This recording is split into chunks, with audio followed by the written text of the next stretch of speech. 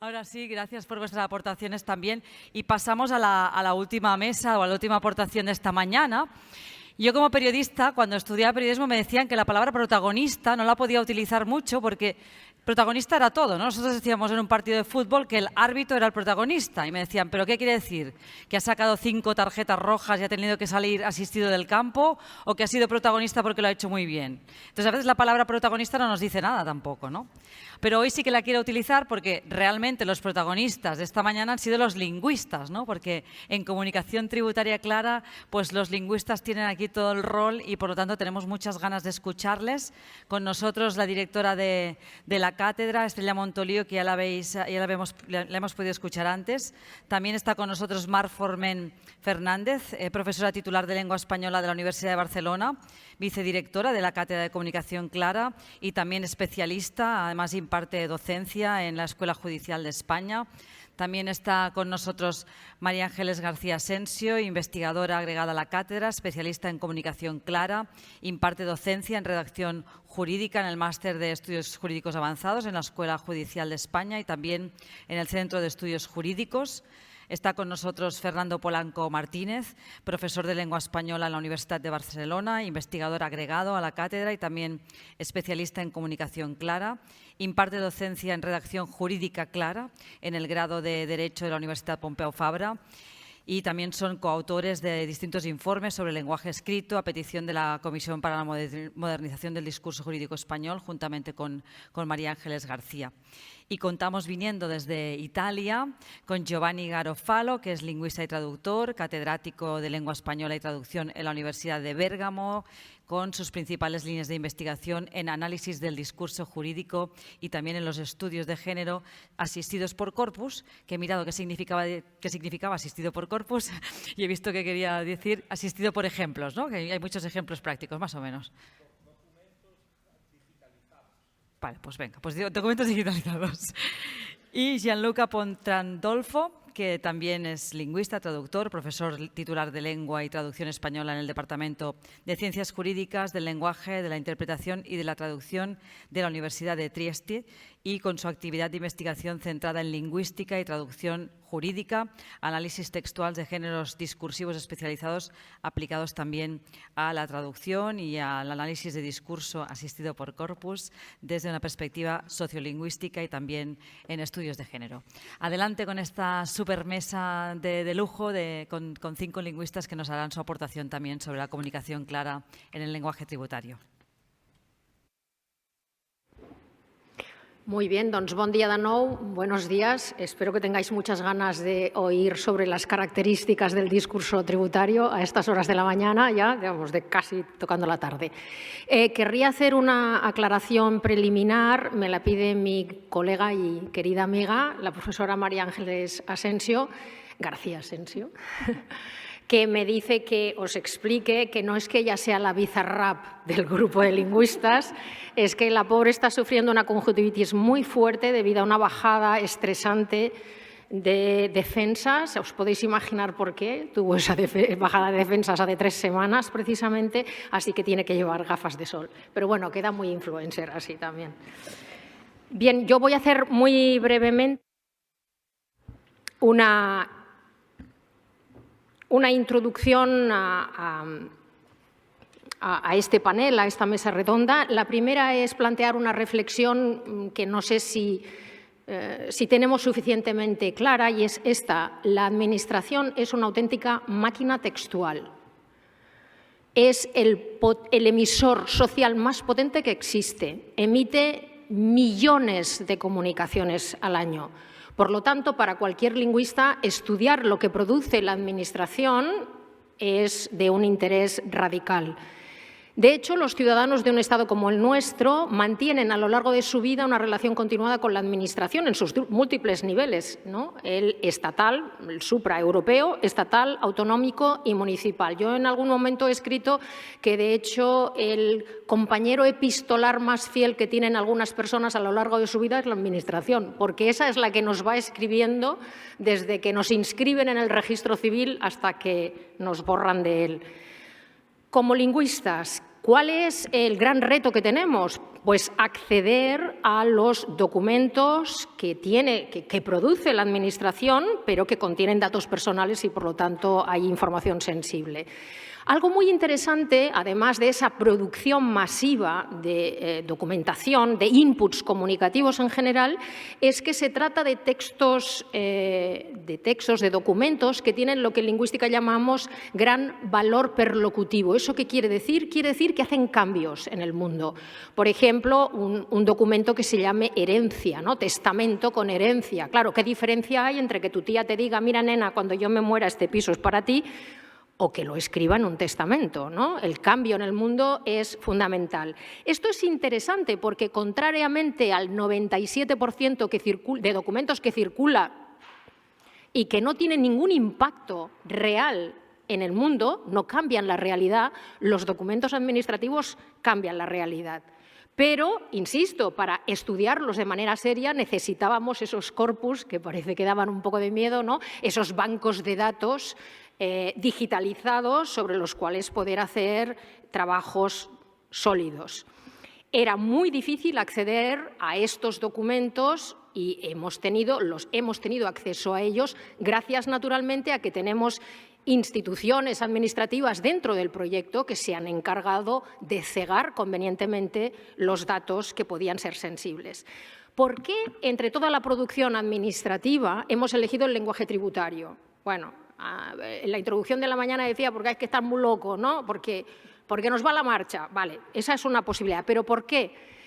Bueno, porque mantiene muchos de los rasgos que se han identificado en los estudios previos sobre el lenguaje administrativo, que lo caracterizan como un estilo, y ahora lo veremos, oscuro, decimonónico y no muy inteligible. Estoy haciendo un alitote. Es un discurso de lo que el análisis crítico del discurso llama mucho poder. ¿Por qué? Porque fundamentalmente son documentos que mantienen las estructuras de poder. Es un lenguaje de especialidad, como lo es el médico, como lo es el del turismo, como lo es el económico, pero es un discurso de especialidad complejo, porque es un discurso de interdisciplinariedad, en el sentido de que en el lenguaje tributario convergen el lenguaje administrativo, el jurídico y el económico. Pero además, y hay un cuarto elemento que nos interesa mucho, es que el lenguaje tributario es el que está más prominente en la mente de los ciudadanos cuando se pide a la ciudadanía que opine sobre el lenguaje administrativo. Por las razones que sean, lo primero que acude a la mente de los ciudadanos es el lenguaje tributario. Efectivamente, es en general el que recibe peor valoración espontánea por parte de la ciudadanía en cuanto a ininteligibilidad de sus mensajes. Por eso no nos cansaremos mucho, y creo que lo vamos a decir en muchas ocasiones, de agradecer la valentía de las personas que dirigen instituciones tributarias que están aquí hoy, sabiendo que esta es una realidad perceptiva, ¿no? Y eso lo podemos ver en muchos memes, ¿no? En mucha comunicación popular, como hace un tiempo corría este cuadro, ¿no? Otra notificación de la agencia tributaria o carta certificada de Hacienda, óleo sobre el lienzo, ¿no? Es decir, las bromas sobre el lenguaje administrativo que se refieren al tributario, seguramente porque tocan al bolsillo de la gente, y eso nos duele todo a muchos, seamos o no catalanes, es por lo que era también tan importante, nos parecía, estudiarlo. Dicho lo cual, paso la mano.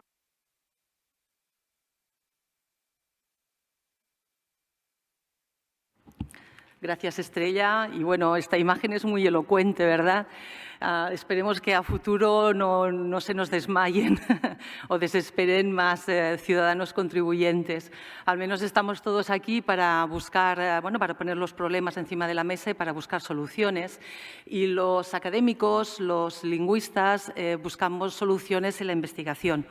Así que mi objetivo, mi intervención aquí tiene como propósito compartir con ustedes el punto de partida de nuestras investigaciones lingüísticas, el material a partir del cual obtenemos datos, y este material es el que nosotros llamamos el corpus Comteclar, Corpus es la colección de documentos que identificamos con el mismo acrónimo que tiene nuestro proyecto de investigación Comunicación Tributaria Clara.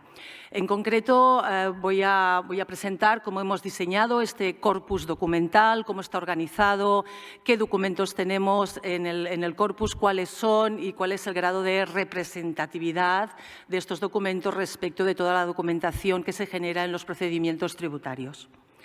Y quizás es bueno empezar desde el principio, recogiendo lo que ya iba anunciando Estrella. Los lingüistas nos acercamos al discurso tributario como una manifestación del discurso jurídico-administrativo, o si se quiere, como un subámbito del ámbito comunicativo de la Administración. Y este ámbito comunicativo de la Administración es muy extenso, porque incluye las comunicaciones internas dentro de cada una de las administraciones, también la comunicación entre administraciones. Además, la comunicación entre las administraciones y la ciudadanía, y hablo de ciudadanía con unas palabras grandes porque hemos hablado de persona física y persona jurídica, y detrás de una persona jurídica siempre hay personas físicas. Y actualmente también se está abriendo un campo de investigación que atañe a la comunicación que dirige la ciudadanía a las administraciones. Pues bien, desde la lingüística como desde la traducción, desde el ámbito jurídico, el interés por caracterizar el discurso administrativo y concretamente dentro de la lingüística nace desde los años 90 del siglo pasado hasta la actualidad. Y lo que observamos es que desde estos años 90 hasta ahora se habla mucho de discurso administrativo, pero se habla muy poquito de discurso tributario. Muy específicamente del discurso que las administraciones tributarias dirigen a la ciudadanía para tratar sobre cuestiones que regula el derecho tributario.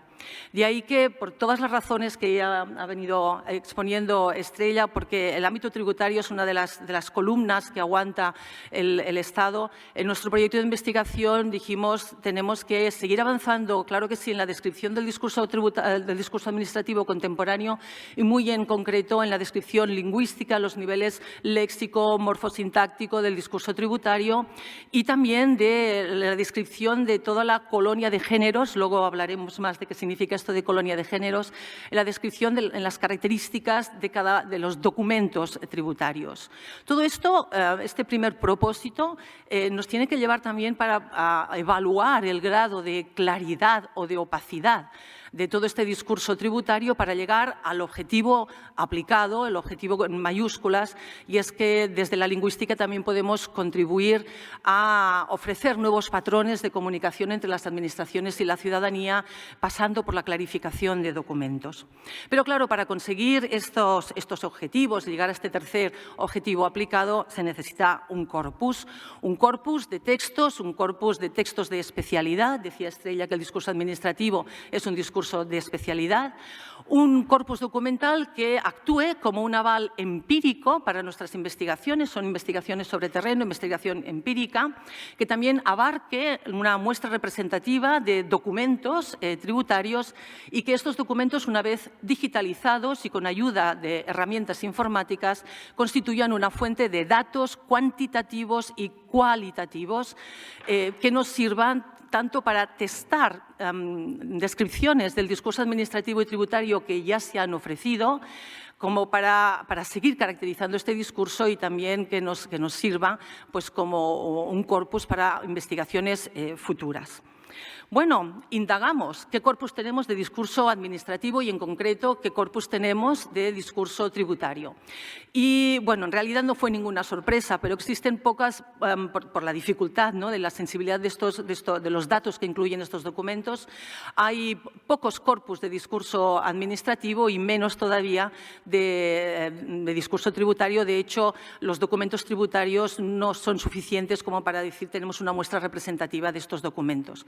Por eso nos lanzamos, sabiendo toda la dificultad que teníamos, a compilar un corpus propio para nuestra investigación y tenemos que agradecer a todas las personas, todas las instituciones que forman parte del proyecto y de la cátedra su colaboración para que hayamos podido construir este corpus Comteclar, que quiere ser un corpus accesible a la comunidad de investigadores y es un corpus pues, de documentos representativos tanto de los procedimientos de gestión como de recaudación tributaria.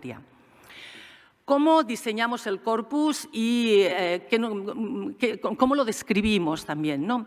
Pues seguimos 4 criterios, en realidad. Por el criterio de tipología de corpus, podemos decir que el corpus Comte-Clark es un corpus de especialidad, un corpus especializado.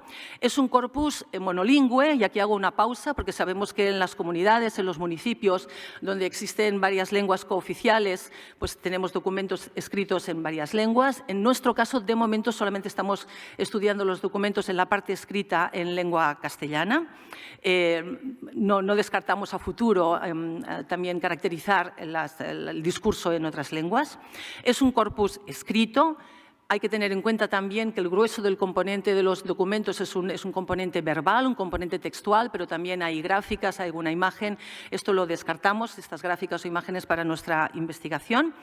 Es un corpus formado por textos reales que nos han llegado convenientemente cegados, anonimizados. Es un corpus sincrónico, los documentos son bastante actuales, desde el año 2020 hasta el 2022, y es un corpus de momento cerrado, pero ojalá podamos ampliarlo en un futuro. No es un corpus demasiado extenso, pero sí que permite conocer casi individualmente cada uno de los documentos. Y también está formado por textos completos.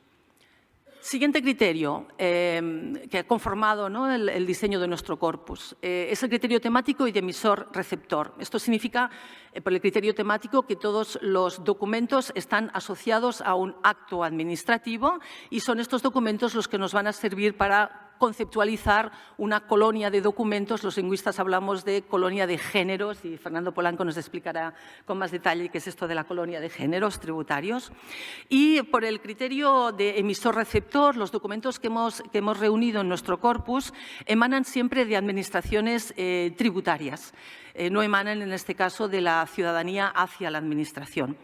Y sí que tienen un destinatario externo, sea una persona física o una persona jurídica.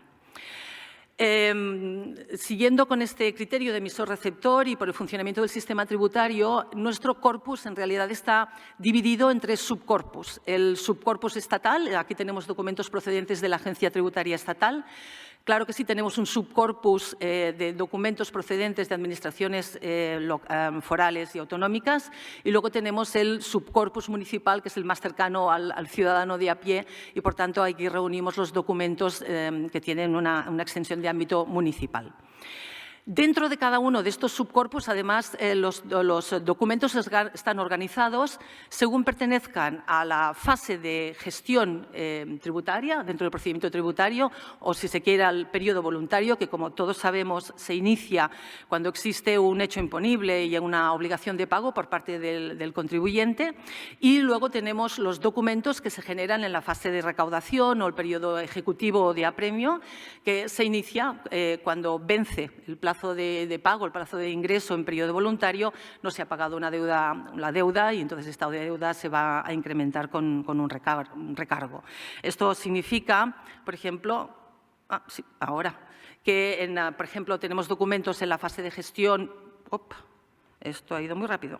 Ahí, vamos hacia atrás. Vamos a ver si funciona la técnica. Aquí. Esto significa que en la fase de gestión tenemos documentos como el aviso de padrón o notificación de liquidación, que tienen unos títulos muy bonitos, y en la fase de recaudación o periodo ejecutivo, pues tenemos notificaciones de providencia de apremio o notificación de diligencia de embargo, por ejemplo. Bien. En cuanto al… Bueno, vamos a ver. Vamos a ver. Aquí. Ahora,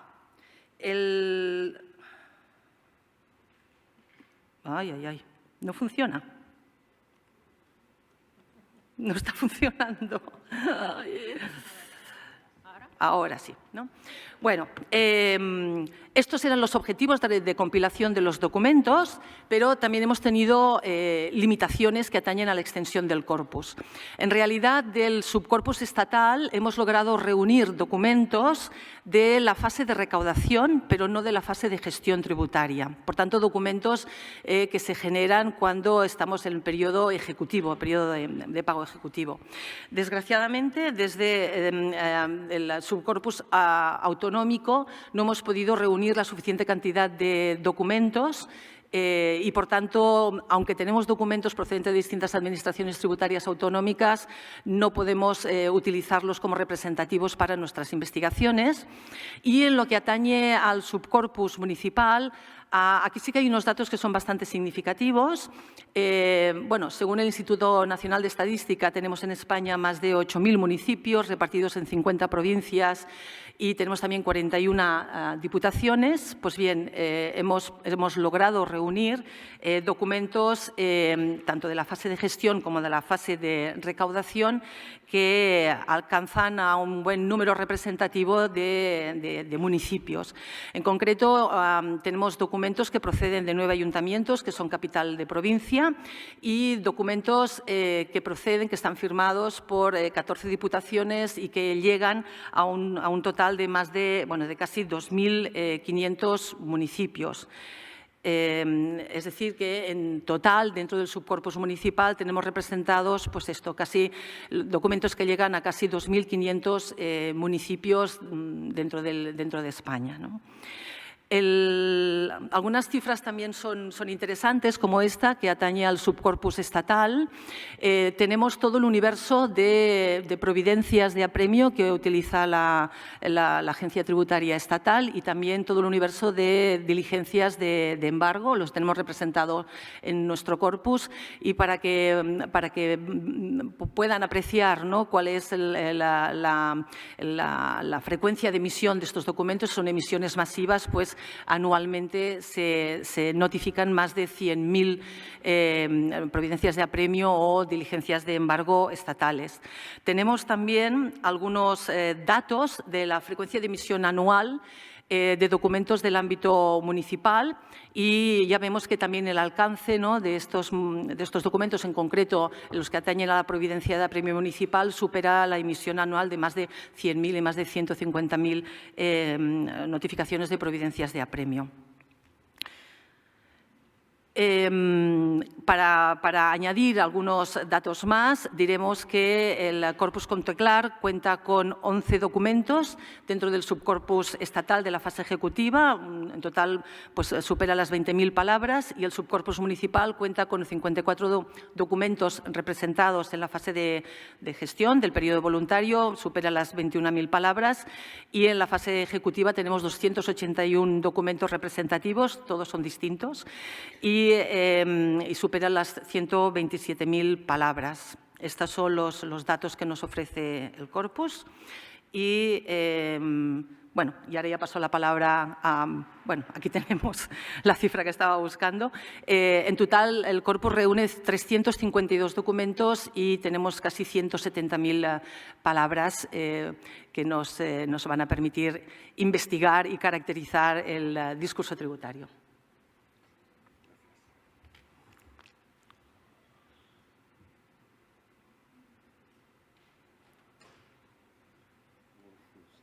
Sí. Está fallando un poquito esto. A ver.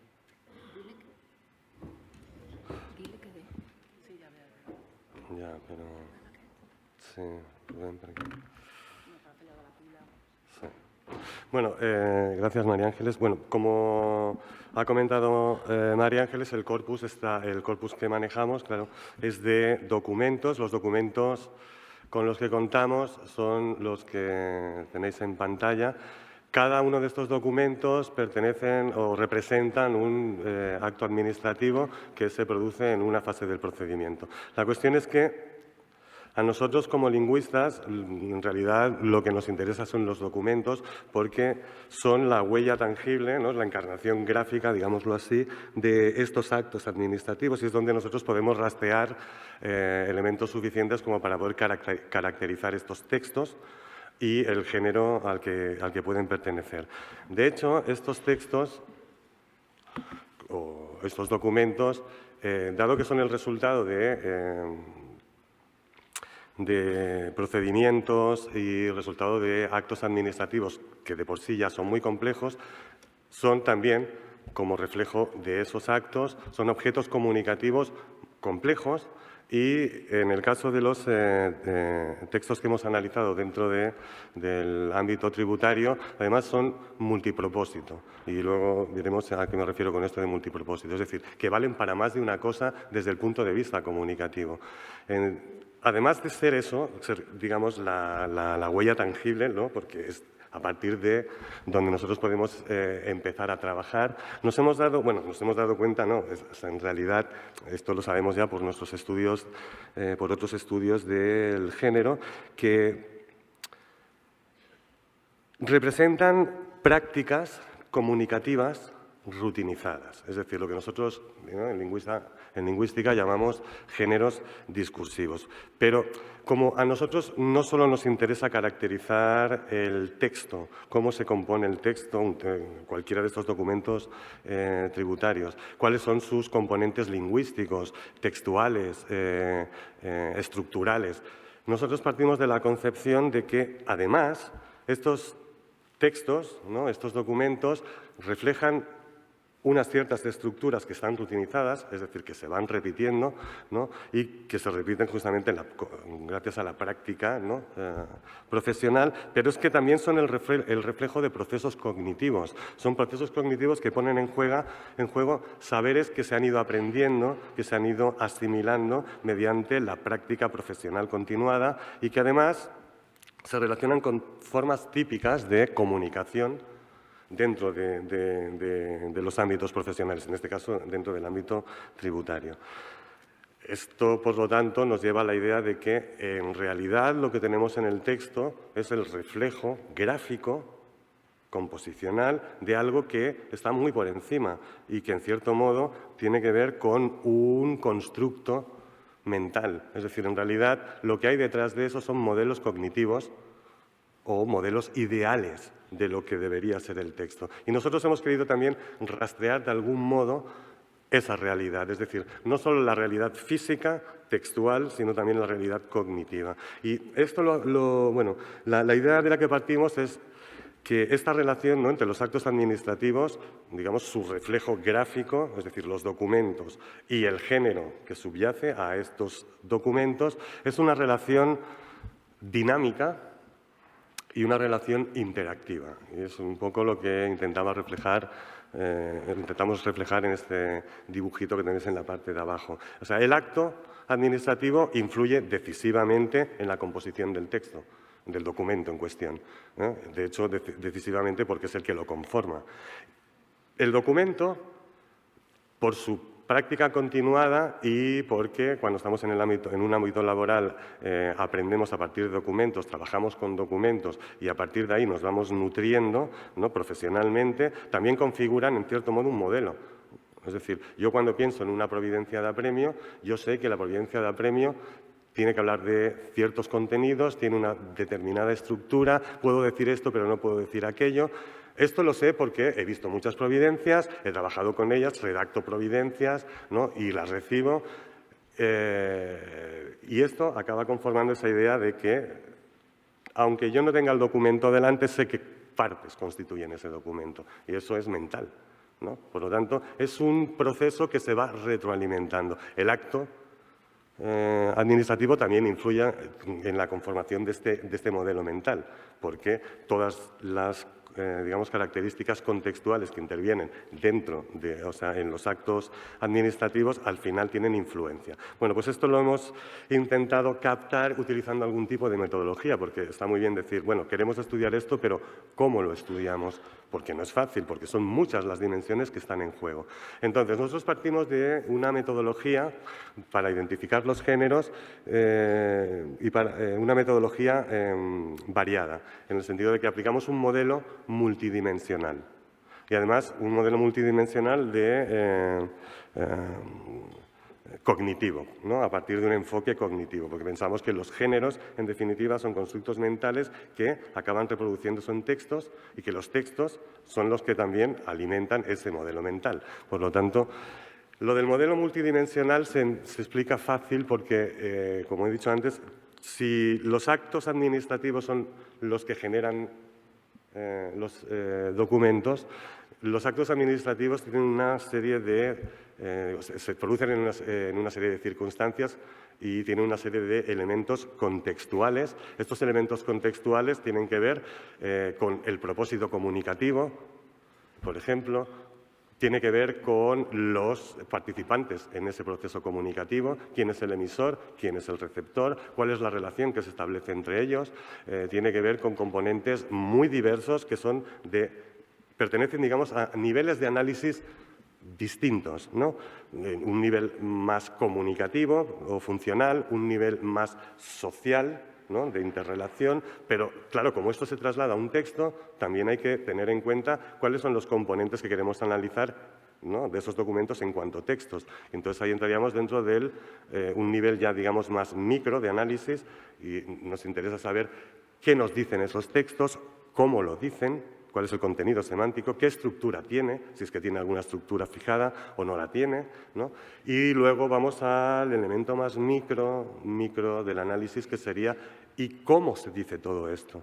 ¿Qué estructuras lingüísticas se utiliza? ¿Utiliza estructuras lingüísticas que comparte con otros géneros, con otros ámbitos de la comunicación o son particulares de este ámbito?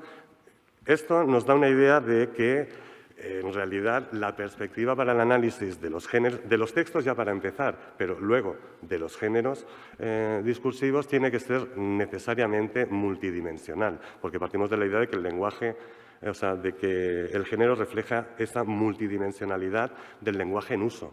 Porque no son objetos estáticos, son objetos dinámicos. O sea, son objetos que yo redacto, alguien no, la administración redacta, lo recibe el ciudadano y el ciudadano tiene que hacer algo con ello, tiene que interactuar. Hay una interacción y, por lo tanto, necesariamente traspasa la idea del objeto estático como texto que no se puede modificar.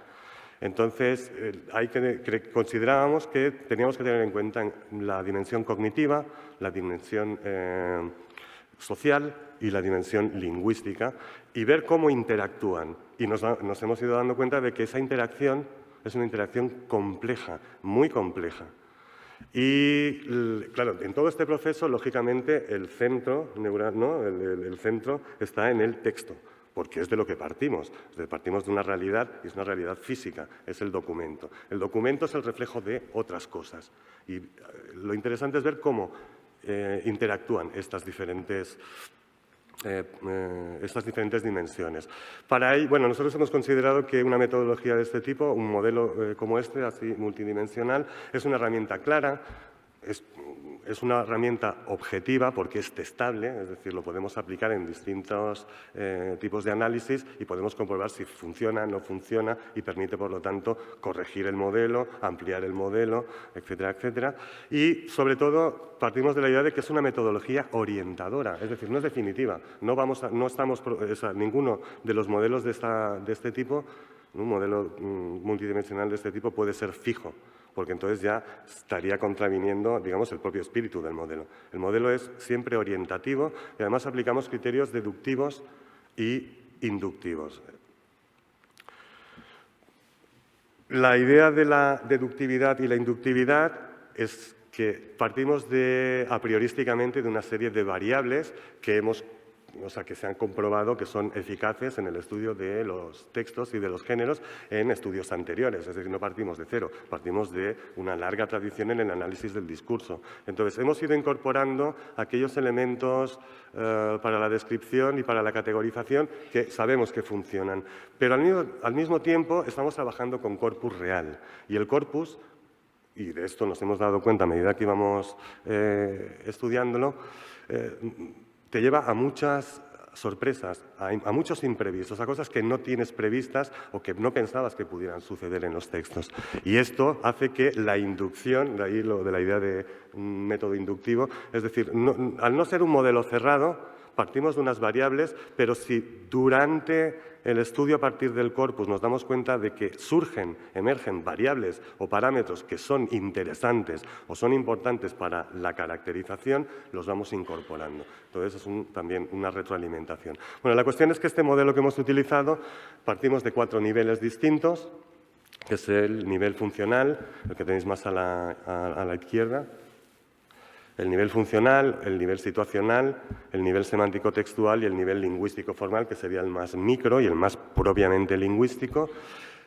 Hemos tenido en cuenta de entrada 11 variables, por ejemplo, el propósito comunicativo, es decir, ¿qué nos comunica? ¿Cuál es la intención comunicativa? ¿Este texto para qué sirve? ¿Qué me está diciendo? ¿Me informa de algo? ¿Me pide algo? Esta es la idea. ¿Cuál es el acto de habla que hay detrás? Porque nos hemos dado cuenta de que tener en cuenta, incorporar el acto de habla, que generalmente no se suele tener en cuenta, porque ya se habla de propósito comunicativo, incorporar el acto de habla, que es, digamos, una categoría pragmática, nos viene muy bien para después ver, o sea, por el efecto que tiene en el nivel semántico-textual. Entonces, nos venía muy bien para el análisis. Luego, dentro de lo situacional, es decir, lo que es propiamente el contexto de interacción, ¿no?, y el canal en el que generalmente se suelen mover estos documentos, hemos tenido en cuenta la relación entre los interlocutores, es decir, si es simétrica o es asimétrica, el marco interaccional, es decir, en cuál es el canal por el que funciona generalmente, si es intraprofesional, administración-administración, por ejemplo, si es interprofesional, administración, empresa o entidades, gestores, y extraprofesional para dar cuenta de la idea de comunicación entre administración y ciudadano. Obligado al pago, obligado tributario, bueno, es igual, pongamos la etiqueta que queramos. Es decir, alguien que es lego en materia tributaria, que no tiene ni idea y que es el que generalmente se asusta más cuando recibe algún documento de este tipo. Luego tenemos también, nos hemos dado cuenta, y ahí es donde tiene sentido lo del método inductivo, que era realmente interesante incorporar dos parámetros que nos hemos dado cuenta que son muy importantes para la confección, para la configuración y para la caracterización del documento y del género, que es el rol del emisor, por un lado, es decir, si el emisor, ¿no?, esto que tenéis aquí, emisor redactor o emisor locutor, es decir, el emisor ¿es el que redacta todo el texto y es responsable de la redacción de ese texto? ¿Todo lo que dice, lo dice él? ¿O es un emisor locutor? Es decir, yo envío este documento, pero ojo, porque no todo lo que hay en ese documento es responsabilidad mía. No soy responsable elocutivo de toda esta información. Y esto nos ha resultado muy relevante, sobre todo para ver la diferencia entre, en una providencia de apremio, entre la providencia de apremio que emite el mismo organismo que dicta la providencia de apremio, y por lo tanto la providencia de apremio aparece incorporada dentro, ¿no?, asimilada dentro del documento, o cuando el documento no ha sido redactado íntegramente por la persona que lo emite, por la administración que lo está emitiendo, sino que la providencia ha sido dictada por un organismo distinto y lo que está haciendo la administración que te lo envía es reproducir literalmente lo que han dicho otros e incorporarlo de forma separada dentro del texto que tú estás enviando, donde das otra información. Claro, esto afecta a la estructura, afecta al tipo de, al tema que estás utilizando, es decir, afecta a la estructura semántico-textual y lingüístico-textual. Dentro de lo semántico-textual hemos tenido en cuenta la macroestructura, es decir, cuál es el tema y los subtemas que suelen aparecer ahí, que son recurrentes, ¿no?, porque esto es la parte semántica, es lo que cuando yo recibo el documento como ciudadano tengo que tener más claro, qué me están diciendo, ¿no? La organización del discurso, es decir, cómo se organiza ese discurso, qué tipo de secuencias, si son descriptivas, si son de tipo argumentativo, si son instructivas. Y luego lo que es propiamente la estructura formal, la superestructura, ¿no? Es decir, hay una estructura marcada y siempre aparece la información en el mismo orden y aparece delimitada por apartados o no aparece delimitada por apartados, pero hay un orden fijo, ese tipo de cuestiones. Y luego, cuando entramos ya en el nivel más micro, que es el lingüístico formal, claro, si se dan cuenta, las estructuras lingüísticas lo hemos dejado vacío, porque si tuviéramos que poner parámetros para definir todas las estructuras lingüísticas, sería inabarcable. Entonces, ahí partimos pues, sencillamente de las estructuras típicas, ¿no?, a nivel lingüístico y de las estructuras retóricas que suelen acompañar esas estructuras lingüísticas que suelen aparecer y como son previsibles, pero en cierto modo imprevisibles, no hay. O sea, tenemos sencillamente la variable estructura lingüística. Y luego lo del modo semiótico es muy curioso. porque generalmente no se suele tener en cuenta, es decir, ¿cuál es el modo semiótico? Es decir, ¿es verbal a través de palabra? ¿Todo se comunica a través de palabra? ¿O se utilizan otros recursos comunicativos que no son verbales? Por ejemplo, gráficos, esquemas, dibujos, tablas. Entonces, esto es lo que significa monomodal. Monomodal quiere decir que o es solamente verbal o es solamente gráfico, por ejemplo. Y multimodal, que combina los dos modos. Y aunque generalmente en los documentos que hemos analizado, lógicamente, el modo verbal es el predominante.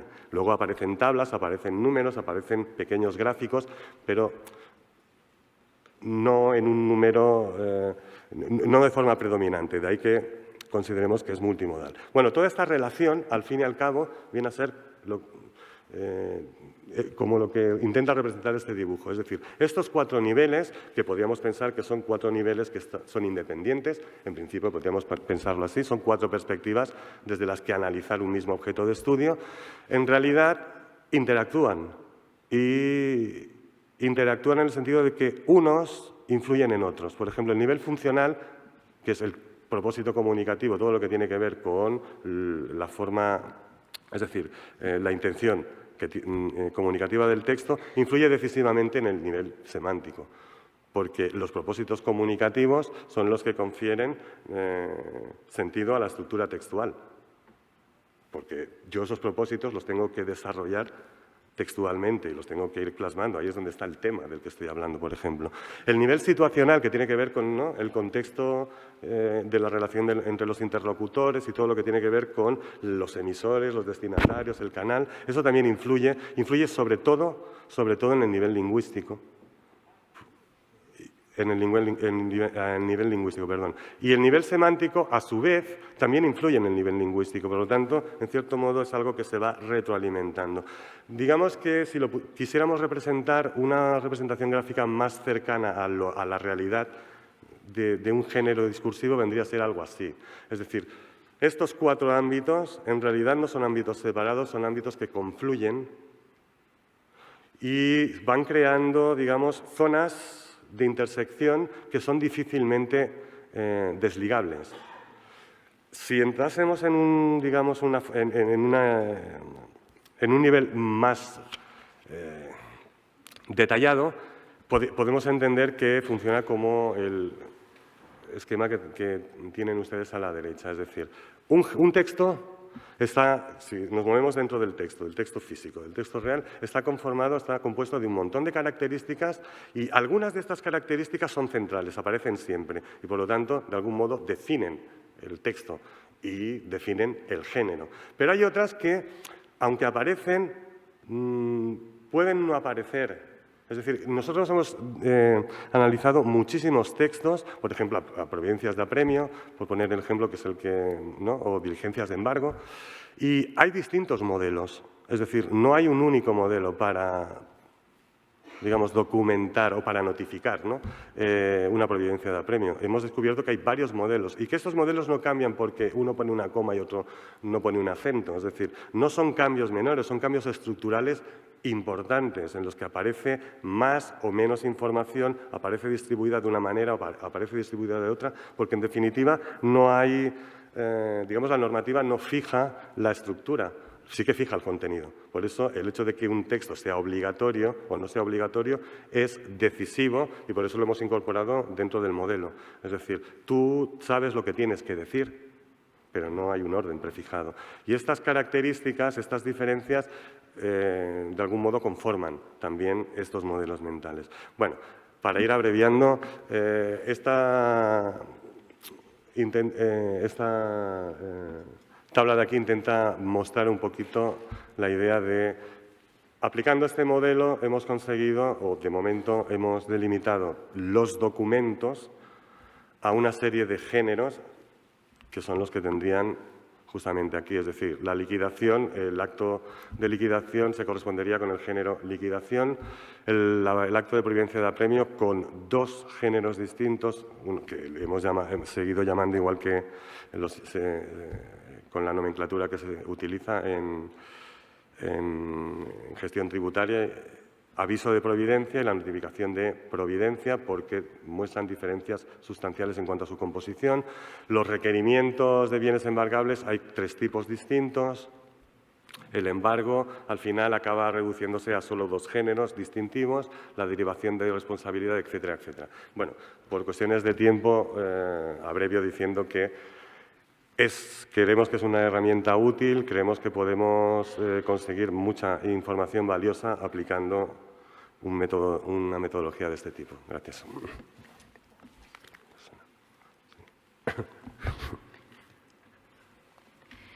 Bien, buenos días. Ahora a nosotros 3, a Gianluca, a Giovanni y a mí, nos corresponde aterrizar en ese nivel micro que hace tanto rato que anuncia Fernando, ¿no? El nivel lingüístico formal, y vamos a intentar hacerlo. Yo voy a intentar hacerlo rápidamente para que tengáis tiempo de explicar todo lo que habéis preparado, porque venís desde Italia. O sea que, a ver, ¿dónde estamos? Todo esto estaba todavía, ¿no, Fernando?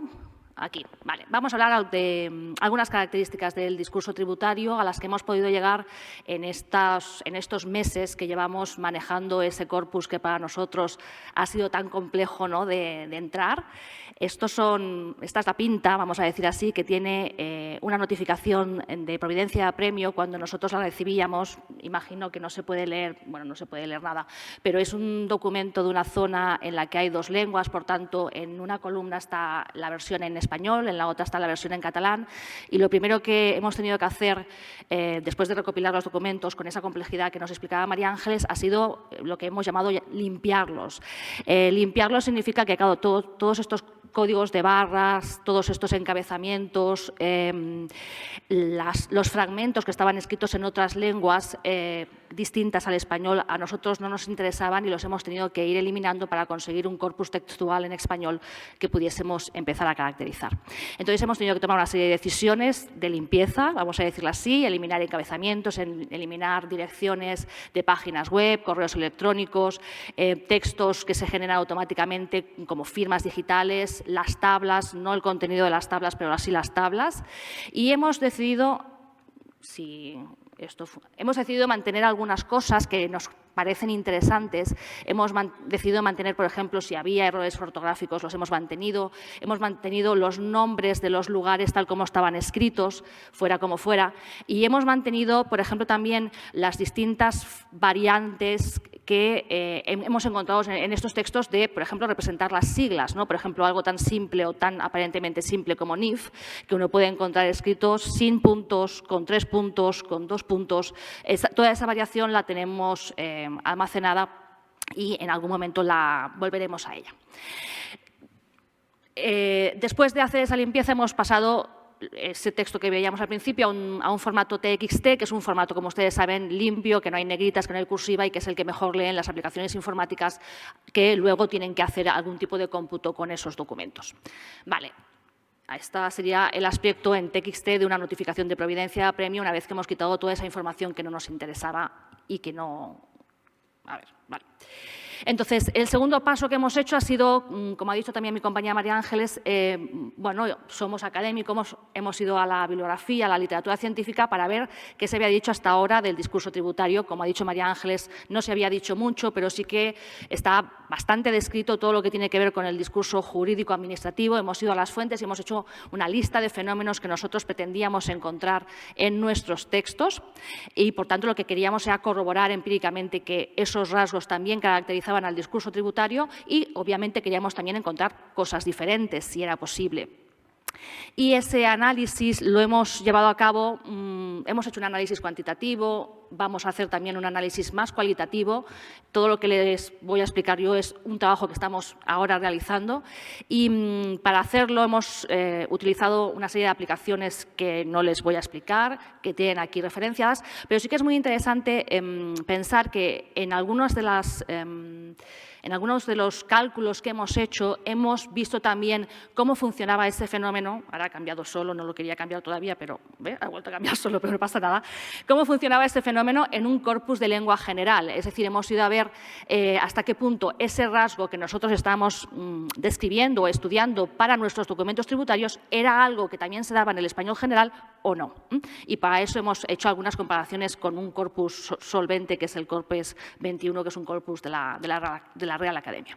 Bueno, como lingüistas, lo primero que hicimos fue asomarnos al corpus y decir, bueno, pero a ver, estos documentos tributarios que para nosotros, de entrada, hace un par de años eran tan difíciles y lo siguen siendo, ¿no?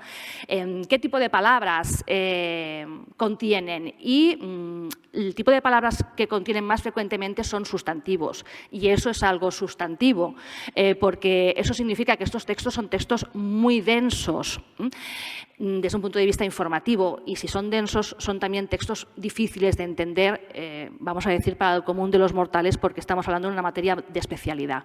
Entonces, de los 169.619 palabras que decía María Ángeles que tiene el corpus, 57.000 son sustantivos, y eso es casi un 34% de las palabras. Luego hemos mirado también, bueno, a lo mejor es una apreciación que tenemos nosotros que en estos textos haya muchos sustantivos. Vamos a ver qué ocurre en el corpus español general para ver si realmente los sustantivos son la categoría más frecuente, pero no solo. Vamos a ver también si son mucho más frecuentes que en un corpus general, y lo son. Si nuestro corpus tuviese 1 millón de palabras, 337.798 serían sustantivos. Si el corpus tuviese 1 millón de palabras, ese corpus de referencia general, 248.271 serían sustantivos. Por tanto, hay muchos más sustantivos en nuestros textos que en un texto general. Eso comporta algunas dificultades que voy a resumir ahora rápidamente y que están relacionadas con el hecho de que muchos de esos sustantivos en realidad son sustantivos que técnicamente llamamos deverbales, es decir, son sustantivos que vienen de verbos.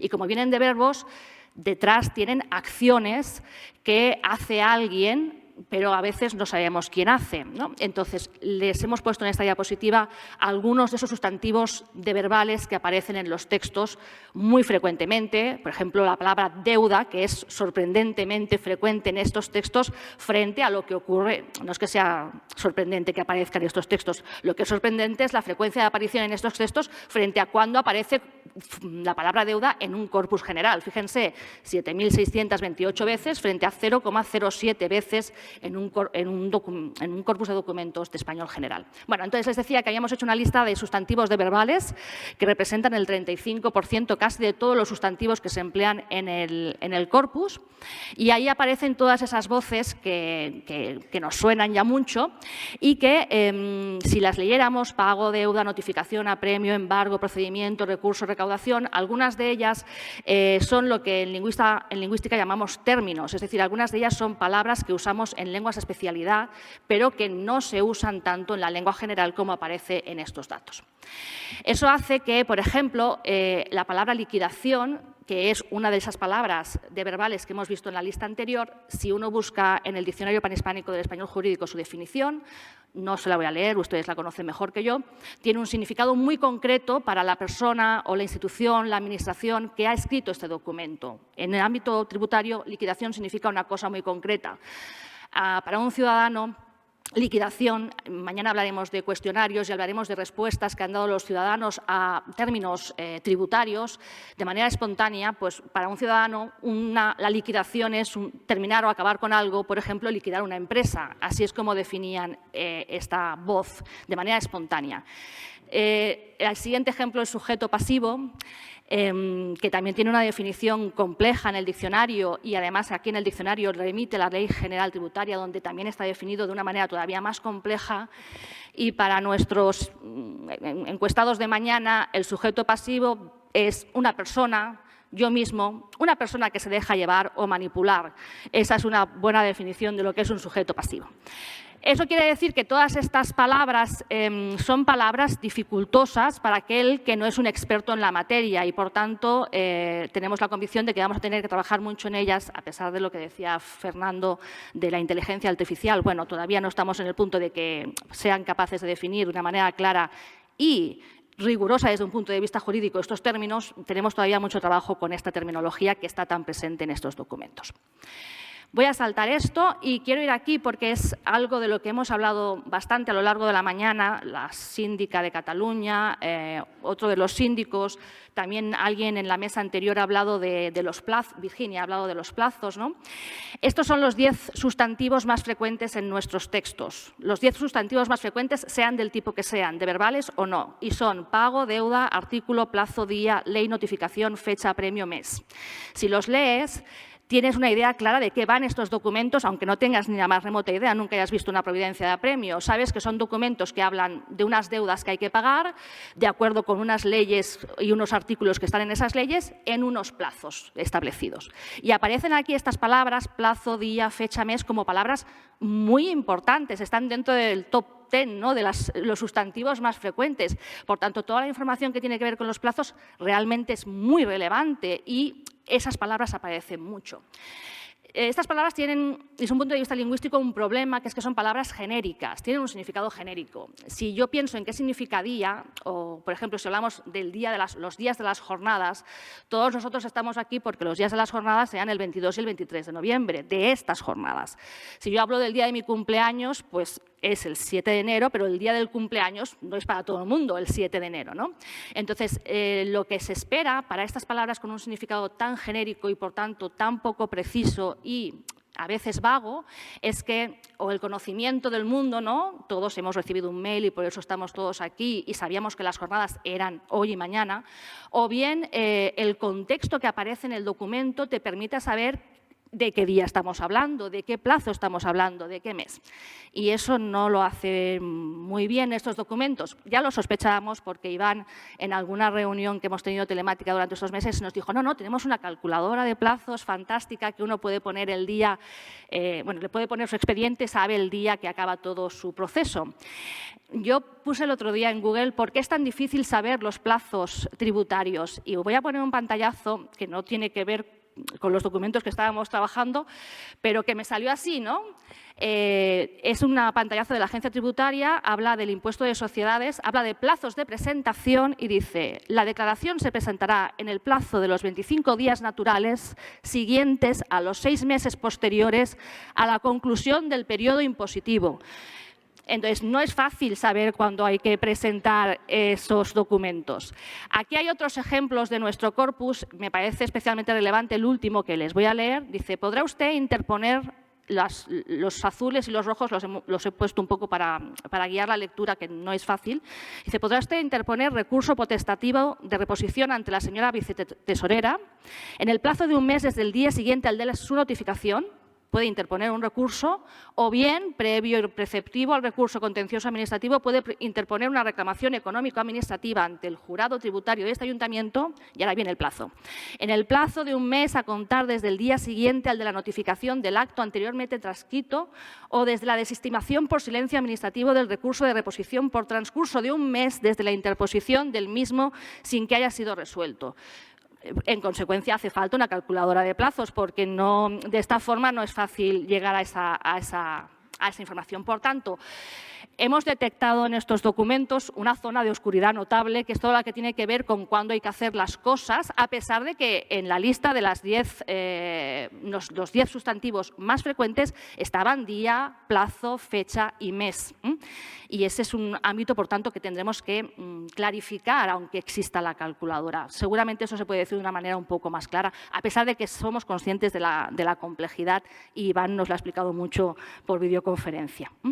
Y la última que voy a explicar, y cedo las palabras a mis compañeros, tiene que ver un poco con otras formas que tampoco son muy claras. Detectamos en los documentos que había un mayor uso de formas como, por ejemplo, estos son los adverbios. El primero es no, es decir, el adverbio más frecuente de los documentos es no. Esto al principio nos sorprendió y dijimos, bueno, fíjate qué talante, ¿no?, más amigable tienen estos documentos, pero luego en el corpus del español general no es todavía más frecuente, o sea que a lo mejor no es tan grave, ¿no?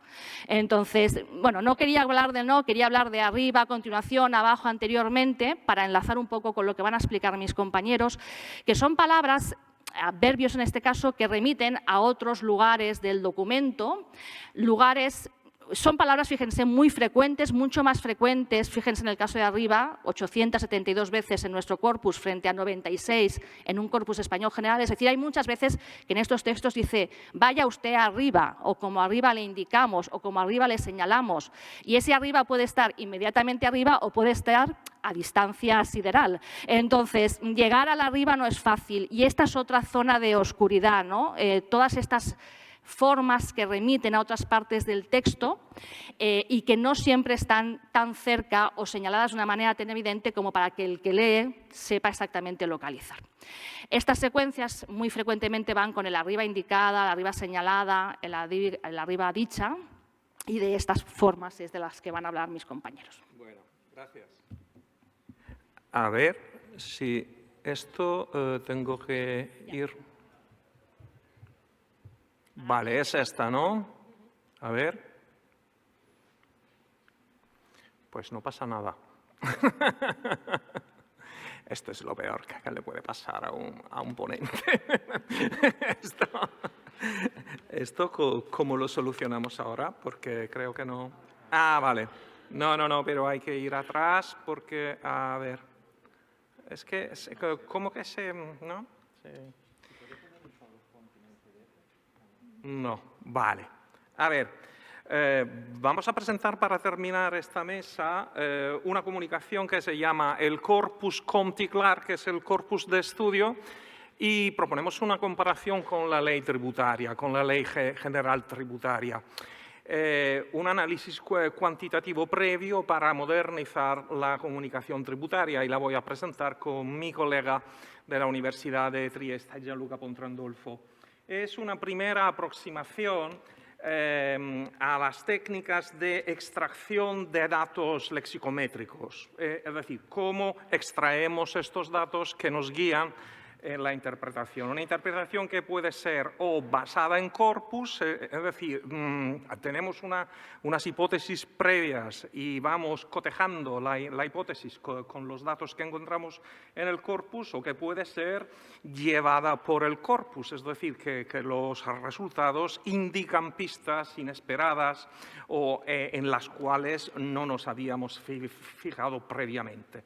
En fin, es un pequeño viaje psicodélico lo que hace un lingüista de corpus. Vale. Ante todo, vamos a presentar, nos vamos a centrar en una comparación entre el Comti-Clar y la Ley General Tributaria, que resulta ser la principal fuente de referencia intertextual, es decir, es el texto más citado en el corpus. El principio de fondo es que los textos que se dirigen al ciudadano, en principio, tendrían que ser más accesibles y comprensibles con respecto a la ley. Son consideraciones que vienen al hilo, creo, de lo que esta mañana estuvo comentando la defensora del pueblo, doña Esther Gómez Salinas, quien abogaba por una simplificación de la normativa. Pero ¿qué pasa cuando la normativa es más asequible y más legible con respecto a la comunicación que va dirigida al ciudadano de a pie? Porque esto parece ser el caso. Es una paradoja, pero esto parece ser el caso. Entonces, vamos a presentar un análisis de legibilidad, pero muy rápidamente, según los principales índices de legibilidad que se barajan para la lengua española.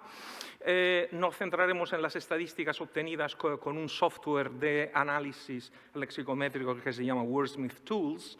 Y, por último, nos centraremos en la distribución de formas no personales del verbo, como el gerundio, el participio, que se consideran como índices de oscuridad textual, sobre todo no solo en la ley, sino también en Comti-Clar y en los dos subcorpus principales de la providencia de apremio y diligencia de embargo, los documentos empleados o los principales empleados en la fase ejecutiva. A ver si puedo. Entonces, ¿por qué nos ha surgido esta idea de comparar el corpus COMTI-CLAR con la Ley General Tributaria? Pues porque es la fuente normativa que encontramos más citada en todo el corpus. Aparece por extenso 385 veces y 251 veces en abreviatura. Y entonces es fundamentalmente el mismo discurso que aparece declinado en géneros distintos, en el género legislativo y en los géneros del procedimiento administrativo de recaudación. La idea de fondo, el presupuesto metodológico que orienta esta comparación es que las pautas comunicativas deberían amoldarse al destinatario, y este es un principio fundamental de la lingüística sistémico-funcional. Es decir, una lingüística que estudia el uso efectivo del lenguaje en situaciones sociales. Los hablantes tienen a su disposición un repertorio de pautas comunicativas, pero van seleccionando las pautas que consideran más eficaces para la situación y para el destinatario. Esas pautas se seleccionan a raíz del destinatario que tenemos en la mente. Ahora bien, una ley, como todo texto normativo, tiene potencialmente dos categorías de destinatarios, es decir, un público de juristas o de funcionarios del Estado y de la Administración, y luego la ciudadanía, el ciudadano lego o colectivos de ciudadanos. En cambio, los textos que están incluidos en COMTI-CLAR se dirigen exclusivamente solo a ciudadanos. Entonces, en principio, para ser eficaces, deberían amoldarse a los 4 elementos de la metodología conductual aplicada en el diseño de políticas públicas que están sintetizadas en el acrónimo EAST. Nuestros compañeros han publicado ya muchos trabajos que comentan o tienen este acrónimo como punto de partida. Es decir, el documento tendría que resultar easy, attractive, social and timely. Simple, atractivo, amigable y adecuado a la situación y al destinatario. Entonces, para comprobar todo esto, hemos realizado, ante todo, como primer acercamiento cuantitativo a los datos, una medición de legibilidad y mediciones estadísticas con el software Wordsmith Tools. Y vemos que con respecto a la Ley General Tributaria, el índice de dificultad oscila entre lo normal y lo difícil. O sea, según la fórmula estadística que se aplique al corpus, pues el resultado cambia y la dificultad, el índice de dificultad oscila entre lo normal y lo difícil. Y hemos observado la riqueza léxica, que es la ratio estandarizada type token. ¿Qué es esto? Sería la relación entre la extensión del corpus total, es decir, el número de palabras en total, y el número de palabras distintas que el corpus contiene. Y nos ofrece un índice de la riqueza léxica que en la ley es 31,85. Y un índice de complejidad de la sintaxis sería el promedio de palabras por frase, que en la ley es de 33. Comparando ahora estos datos con el corpus COMTI-CLAR, vemos que aparentemente el índice de legibilidad oscila entre lo difícil y lo normal. La riqueza léxica tiene un valor bastante próximo, es decir, 30,57 en la ley era de 31,85 y el número el promedio de palabras por frase es muy parecido, es decir, 32 en lugar de 33 en la ley. Continuando en los subcorpus, pues los resultados son bastante parecidos. Lo que nos ha impresionado es que el número de palabras por frase en la diligencia de embargo es sensiblemente superior.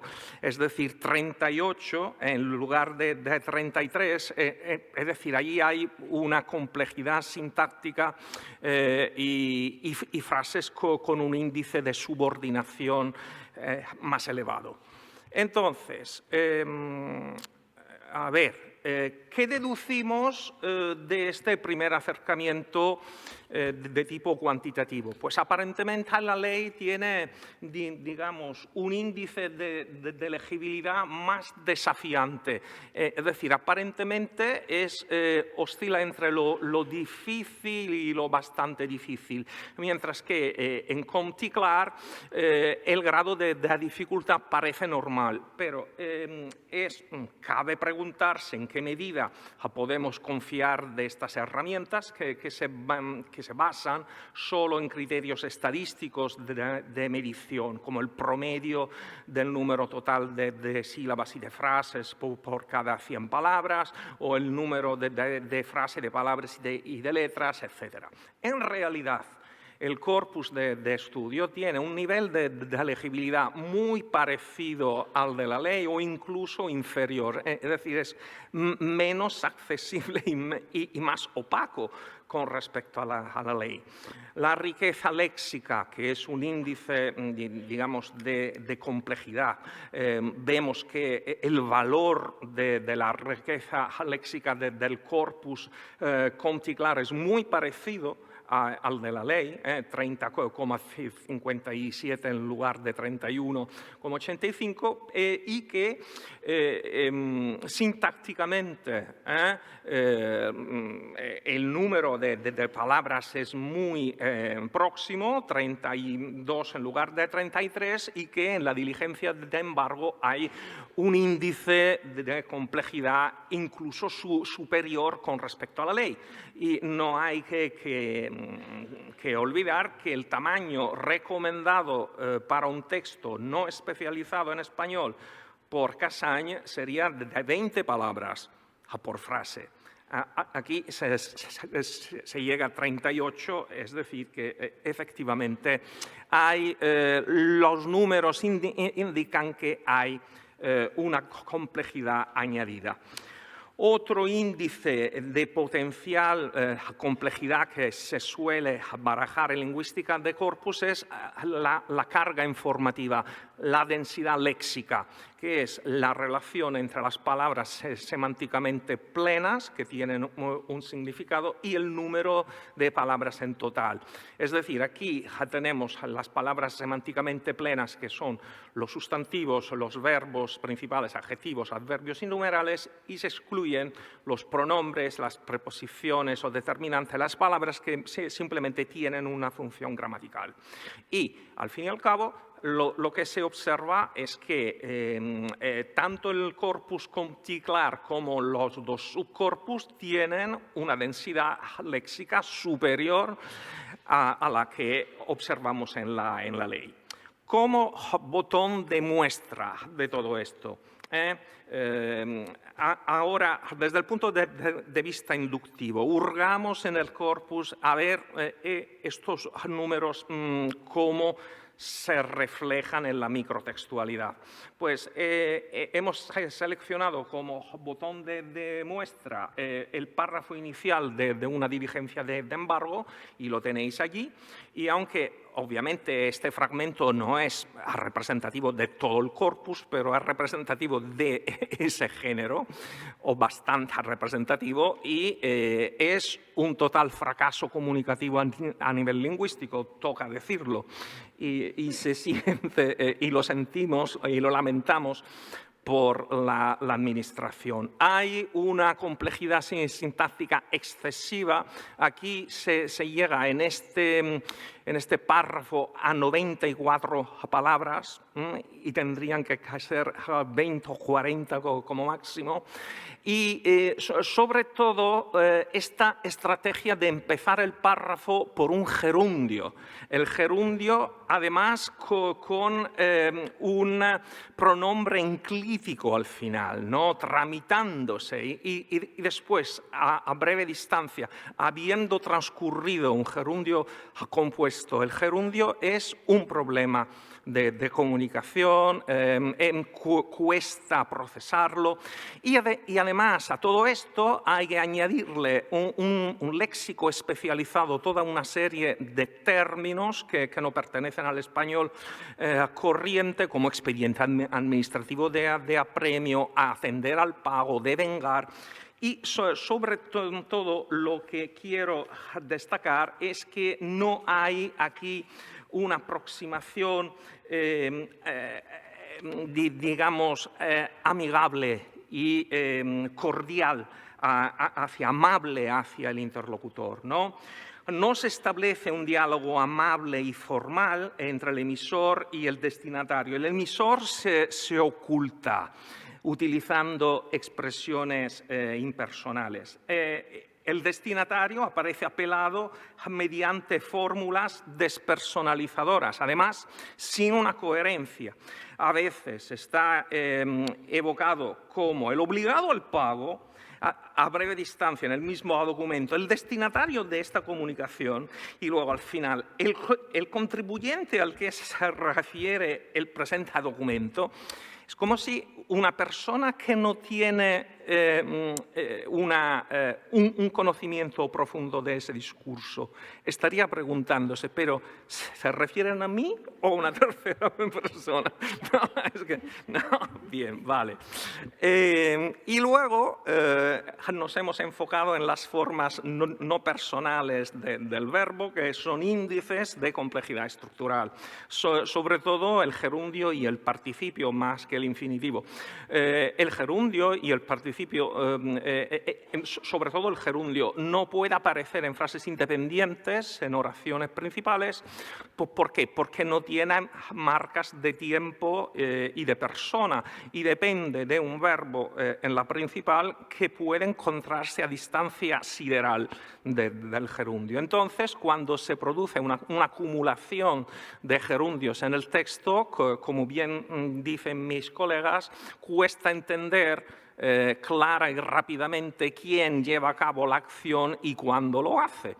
Y son, por tanto, un claro índice de oscuridad textual porque procesar estos tiempos y estos modos entraña un esfuerzo cognitivo ingente. Y una comparación entre la distribución del gerundio simple y compuesto en Comte Clar y en la ley tributaria es particularmente esclarecedora. Como veis, no voy a comentar todos estos números, pero en todos los casos la incidencia de gerundios simples o compuestos o con pronombres enclíticos es acusadamente más alto en el corpus de documentos que van dirigidos a ciudadanos con respecto a la ley. Entonces, si la defensora del pueblo justamente dice que hay que simplificar el marco normativo, pues con mayor razón habrá que simplificar esto. Ahí aparecen las frecuencias por millón de estos gerundios. Os podríais preguntar ¿Cómo hacen para calcular todo esto? Solo a modo de ilustración, en lingüística de corpus se suele utilizar un lenguaje que es el lenguaje de consulta de corpus, que es el CQL language, el Corpus Query Language. Entonces, para indicar el gerundio o detectar el gerundio, se utiliza el tag v, que sería el verbo v, gerundio y asterisco, v.g, asterisco, entre comillas, y os salen todos los gerundios y el programa Sketch Engine os da incluso la frecuencia normalizada por millón. Y lo mismo hemos hecho para el gerundio que lleva el pronombre enclítico y el gerundio compuesto, que se detecta tecleando esa fórmula, word, igual a habiendo entre comillas, y el tag gramatical, verbo más participio, ¿no? Y os salen las frecuencias. Para el gerundio con pronombres enclítico, pues hemos utilizado esta larga fórmula, tag igual a verbo gerundio asterisco más palabra. Eso sería un wildcard, es decir, cualquier palabra con se después, o bien cualquier palabra con sele, selo, le o lo. Y hemos obtenido estos datos. Muchas gracias, Giovanni. Bueno, intentaré ser muy breve porque sé que estamos a punto de terminar y a mí me toca cerrar estas presentaciones. En primer lugar, no quería, lo siento por las diapositivas porque no era en una jornada sobre comunicación clara tener la letra tan pequeña, o es que esta era la copia de backup, o sea, el PowerPoint tenía animación, nos han quitado un poco de efecto de spoiler también, pero no pasa nada. Intentaré ser rápido, o sea, seguiré la línea que ha empezado mi compañero Giovanni, hablando de otros resultados relativos al participio, en particular participio presente y participio pasado. Muy brevemente, sabemos que en el lenguaje jurídico el participio presente y el participio pasado pueden representar un objeto de obscuridad textual. Y hemos interrogado el corpus para conocer la incidencia del participio presente tanto en función de adjetivo como en función de sustantivo en nuestro corpus comparado con la Ley General Tributaria.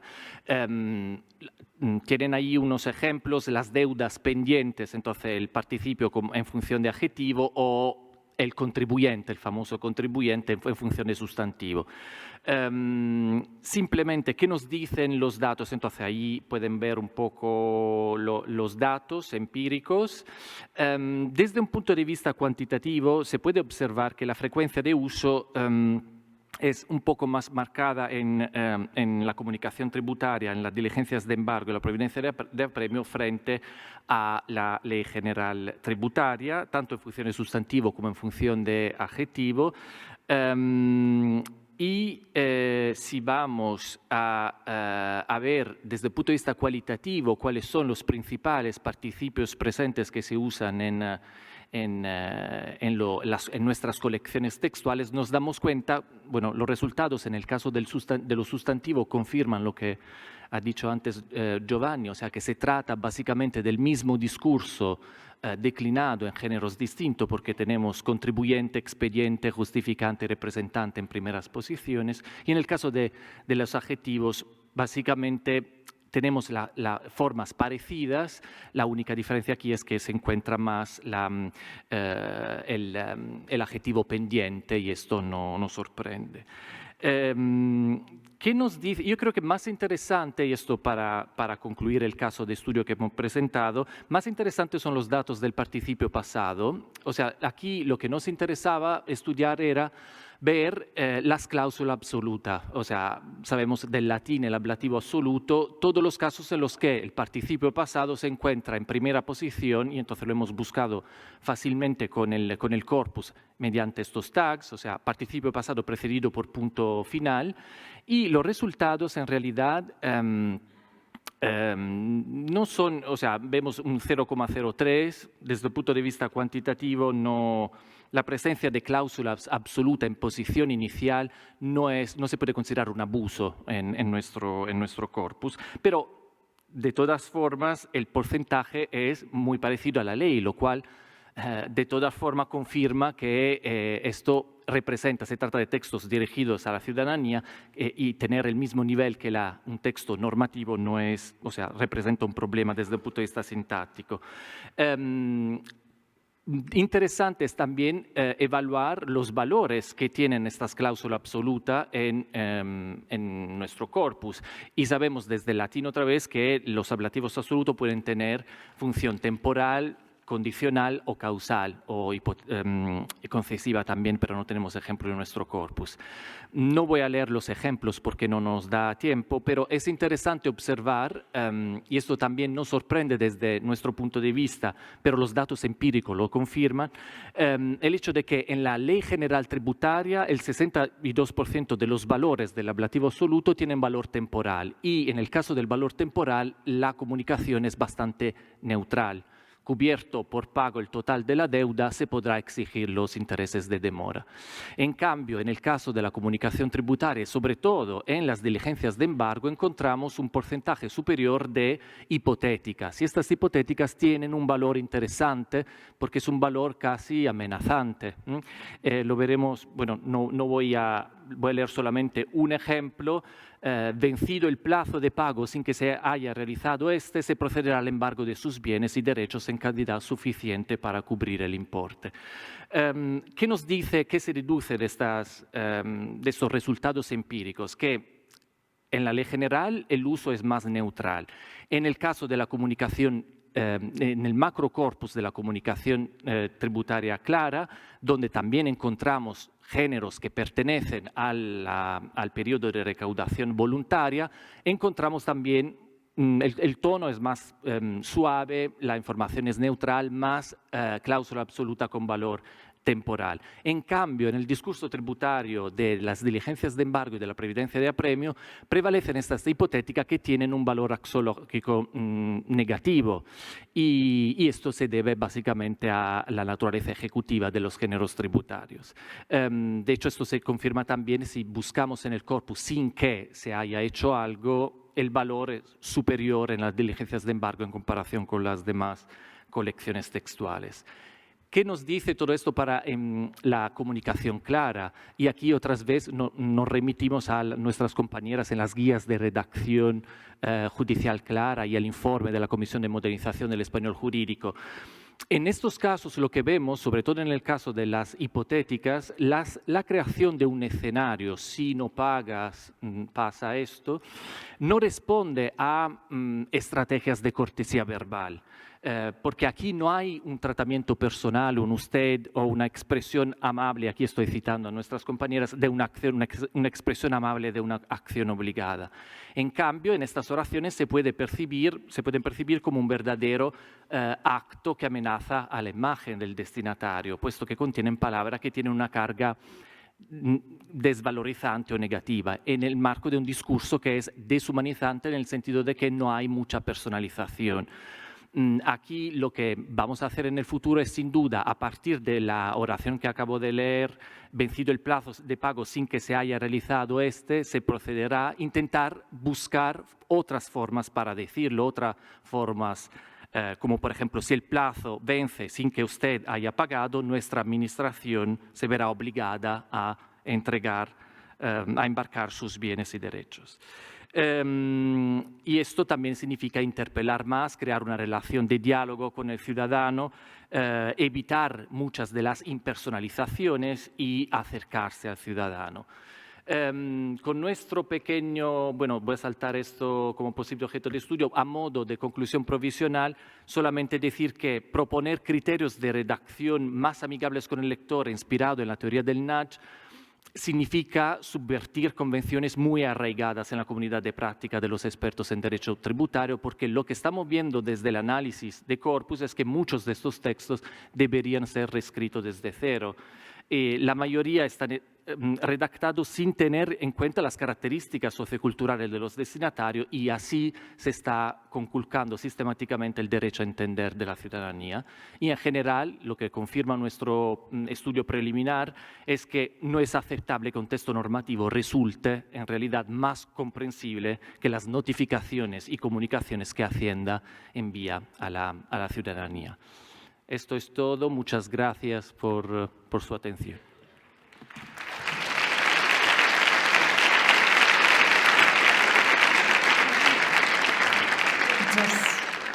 Muchísimas gracias a todos. Yo como periodista no he podido hacer otra cosa que buscar titulares, ¿no?, a partir de lo que van diciendo, y me he quedado con algunos titulares de esta mañana que me gustaría compartirles, ¿no?, porque ya que estamos aquí, nos hemos alargado un poco, pues un minuto más. Hemos empezado la mañana hablando de que el lenguaje, nos han dicho, es una de las capacidades cognitivas más complejas, que el lenguaje tributario debe ser sensible, amable, justo lo decían bien distinto ustedes ahora, ¿no?, transparente, claro y humilde. No sé si esto ya es una utopía. Nos han dicho que somos sujetos pasivos, que sufrimos en silencio, que la Administración piensa más en resolver expedientes que en solucionar problemas, que en realidad recibimos, decían los defensores del pueblo, pocas quejas por respeto referencial del ciudadano hacia el considerado imperio del poder. Han dicho que el lenguaje tributario llega a ser críptico y que sume al ciudadano en la indefensión, que las administraciones públicas se inspiran en sus comunicaciones en la Iglesia y en el Ejército, nos han dicho.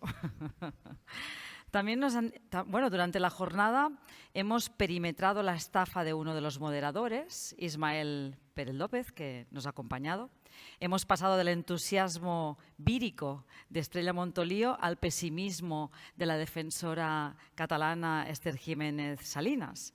Hemos cruzado un puente entre la Administración y la ciudadanía. Hemos descubierto que los magistrados, los inspectores y los catedráticos también tienen, cuando quieren, un tono coloquial, conversacional y relajado. Y nos han confesado que cuando lo consiguen olvidan las jerarquías, así que oído cocina. Hemos visto que nos reímos de nuestros propios documentos y finalmente hemos conocido a fondo a los lingüistas. Nos han dicho que es psicodélico ser lingüista de corpus. Claro. No les gusta la subordinación, tampoco les gusta el gerundio y además dicen que hay oscuridad, mucha oscuridad en algunos documentos y que arriba está, muy escondido. Dicen que el corpus del lenguaje tributario es sincrónico, cerrado y formado por textos completos y que está dividido en 3 subcorpus.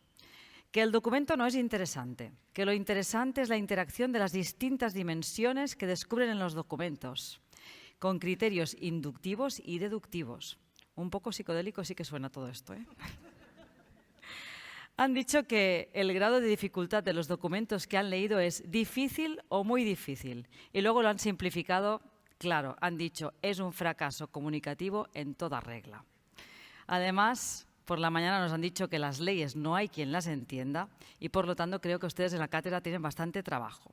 Aunque uno de los ponentes ha dicho que la inteligencia artificial permitirá traducir todas las explicaciones tributarias y ya en menos de un año, aunque tal vez tengamos que acabar viendo y acostumbrarnos a ver traducida la palabra como prodividencia de premio como el Batman de las leyes. Así que ustedes mismos ya sabrán si pueden trabajarlo desde la cátedra o si confiamos en la inteligencia artificial.